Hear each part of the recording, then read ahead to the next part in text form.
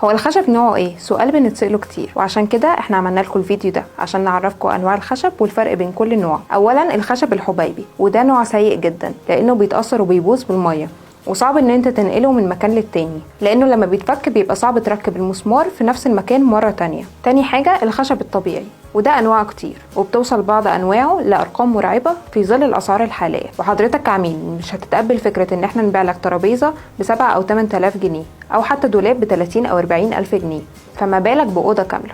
وعشان كده السوق كله متجه ناحية السمارت فورنيتشر والخشب MDF، وده تالت نوع، وهو نوع خامته جيدة وسعره معقول. دلوقتي تقدر تشتري من فورنيتشر وتجدد بيتك بأسعار على قد ايدك، وفي ظل الظروف الصعبة وارتفاع الأسعار اللي كلنا عايشينه عاملين عروض لفترة بسيطة أو حتى نفاذ الكمية. الحق اطلب واحنا نلتزم معاك بالسعر حتى لو سعر الخامات زاد.